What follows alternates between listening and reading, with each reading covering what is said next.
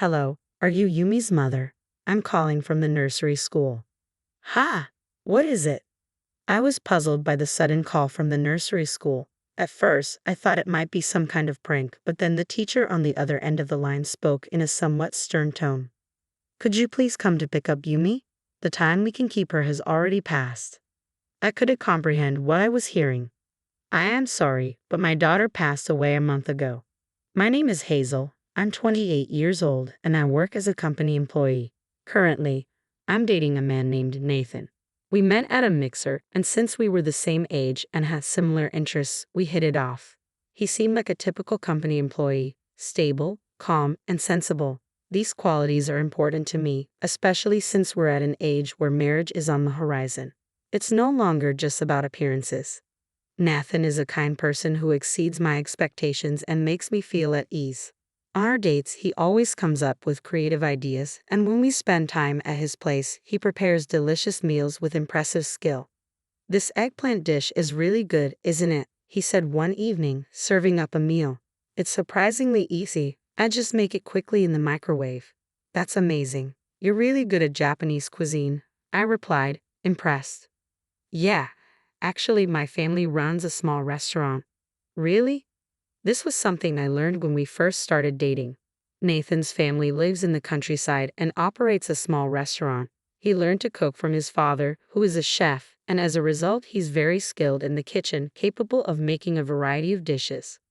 Do you have any siblings? I asked. Yeah, I have a younger sister, he answered. Knowing that he had a sister meant he was the eldest son, which made me wonder if he might take over the family business someday. What are you thinking about doing in the future? With your job, I inquired. After a pause, he replied, after working at the company for a bit longer, I plan to return to my hometown and take over the family's small restaurant. I think I'll start with a training period. Oh, is that so? I was a bit taken aback by his plans. If we were to get married, I'd have to leave my current job and move with him. I work as a web designer, and I really enjoy my job. I hadn't considered quitting anytime soon, but at the same time, I wanted to be with Nathan. Before I knew it, I found myself discussing this dilemma with a senior colleague at work. Then why don't you try applying for remote work? She suggested. Really? The advantage of our job is that we can do it anywhere as long as we have a computer. If you manage your work properly, some companies will allow you to work from home. I'm sure your company can accommodate that too. Is that so? Hearing her words filled me with hope. This meant I could continue my current job even if I moved with Nathan. In fact, after I talked to Nathan about the future, he admitted that he had been thinking he would have to make me quit my job and take me with him if we got married, which had made things feel a bit awkward between us. I immediately asked my boss if it was possible to switch to remote work.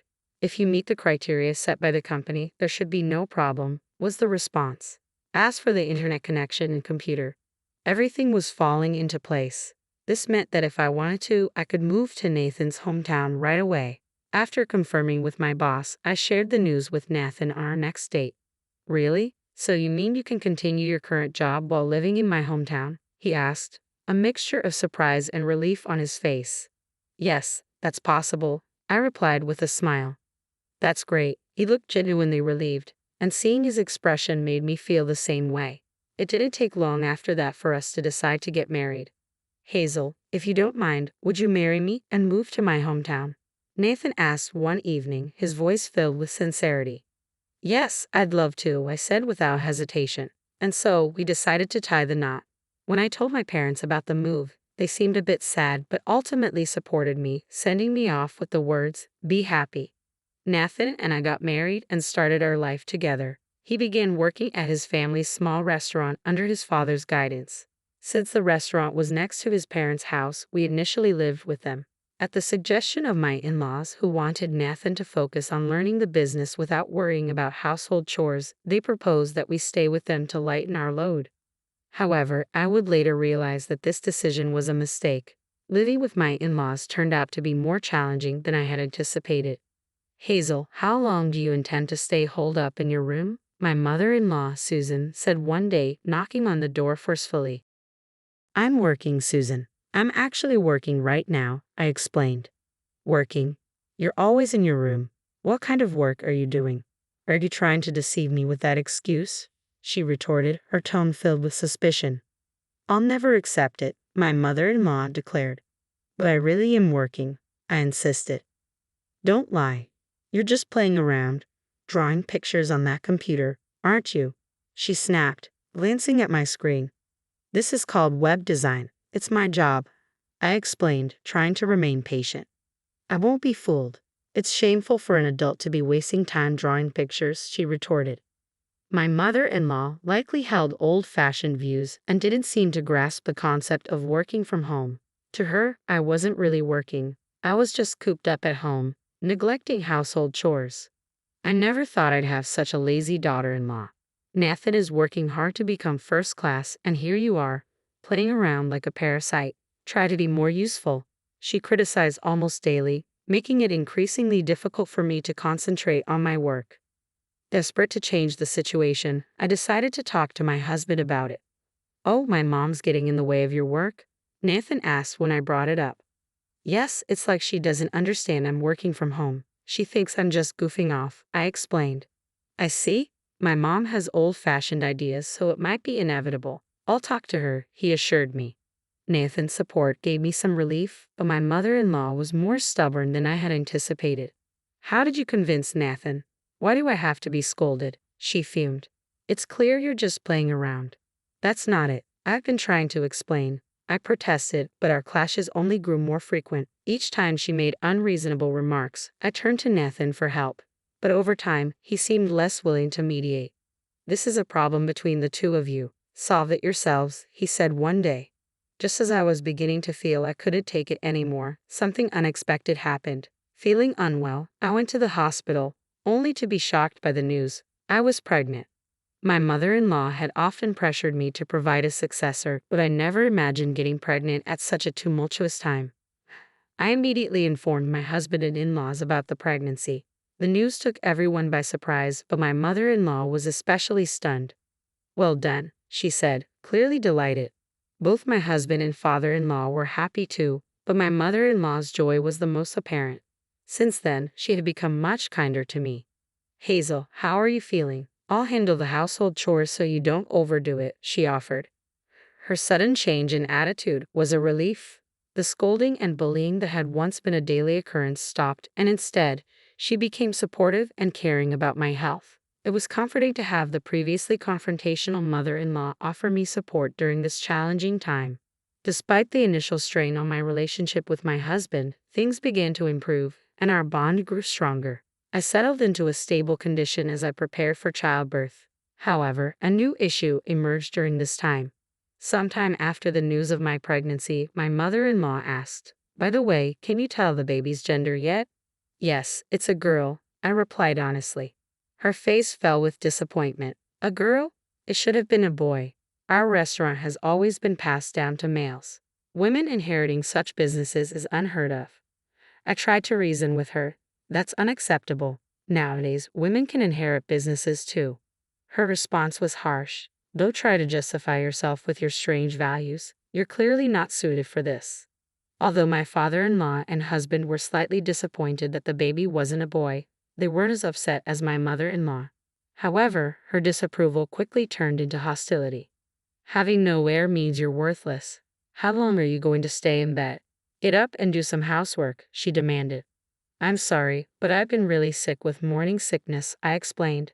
Don't be so spoiled. Pregnancy is not an illness. Get moving, she shouted as she came to wake me. Facing both poor health and harsh treatment, I decided to go against my in-laws' wishes and return to my parents' house for the birth. Spending time at my parents' home felt like a long-awaited relief.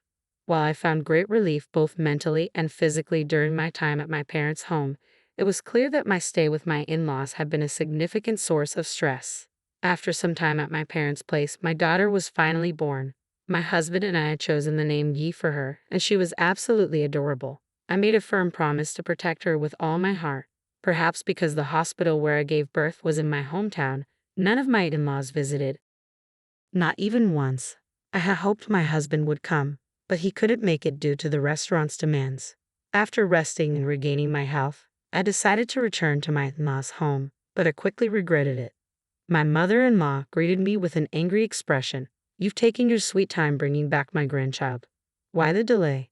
I'm sorry. I needed some rest, I explained. Rest? We've been incredibly busy. What do you mean by busy? She retorted.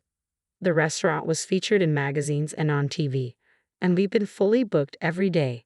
I even had to help out there, I said. I see. That's why I need you to come to the restaurant immediately, my mother-in-law demanded.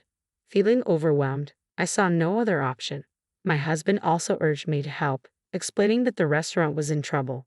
Reluctantly, I put my daughter in daycare and began assisting at my in-laws' restaurant. The real challenge started then. I had to work at the restaurant every day, manage all the household chores, and care for my child.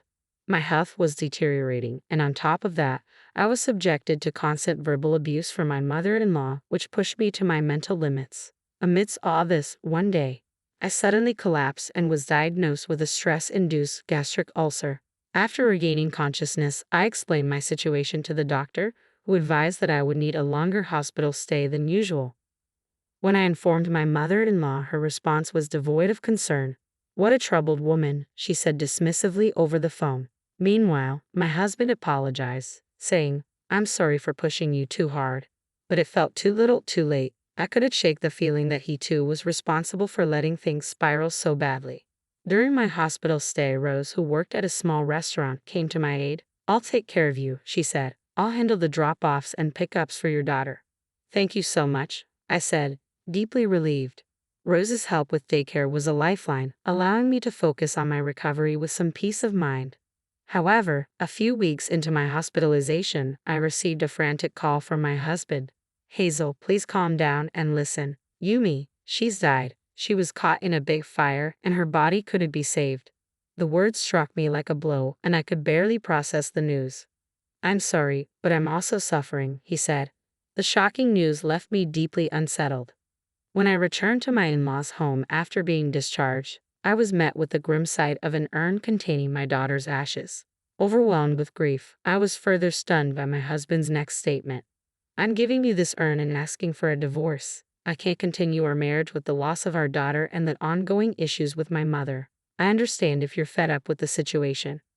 I am, I said. I'm done with your mother's bullying and your inability to protect me. I'll leave. Determined to move on, I decided to leave my in-laws' home and pursue a divorce. When I returned to my parents' house, their warm welcome provided a much-needed source of comfort in the depths of my sorrow. When I explained my situation to my company where I had been taking time off, they were understanding and allowed me to extend my leave. After a month of rest, I received an unexpected phone call. Hello, is this Yumi's mother? This is a staff member from the nursery. Why are you calling? I was initially puzzled and thought it might be a joke. But the voice on the other end was stern. Could you please come and pick up Yumi? It's past the time we can keep her. Confused, I replied, I'm sorry, but my daughter passed away a month ago. The teacher's tone shifted to anger. Why would you say such a thing? It's unthinkable to neglect your own child. Please come quickly. Overwhelmed by their reaction, I rushed to the nursery. To my shock, I found Yumi there, alive and laughing joyously. The relief of seeing her safe was immense. A teacher approached me, clearly having realized the misunderstanding. We were told by your mother-in-law that you were too busy to pick up Yumi, so she's been bringing her here daily.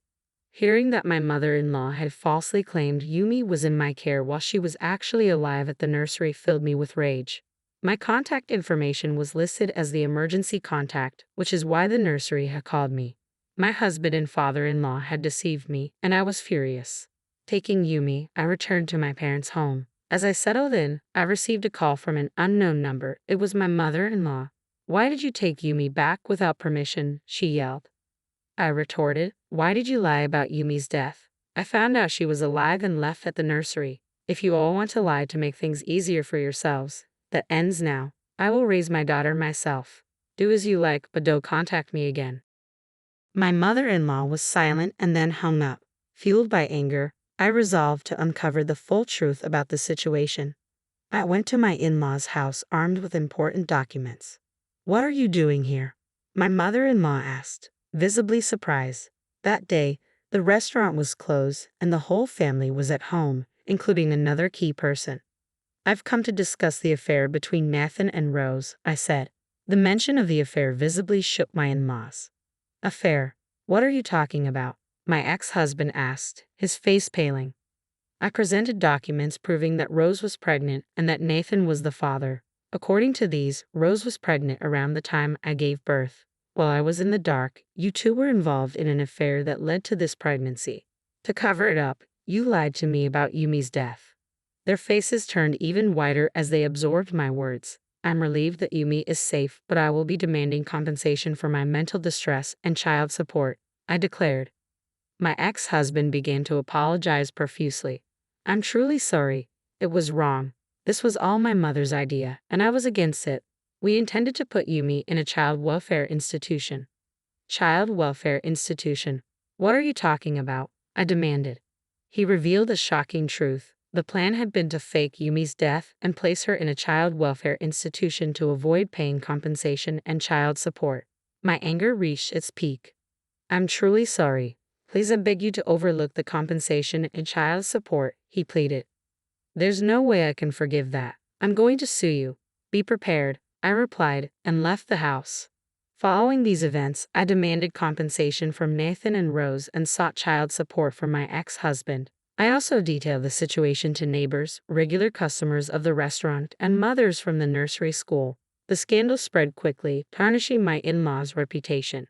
As word spread on social media and even new customers who had heard about the restaurant through magazines stopped coming, the family's small restaurant was forced to close within a year. It felt like just deserts for their despicable actions. Meanwhile, I continued working from home at my parents' house, focusing on raising my daughter.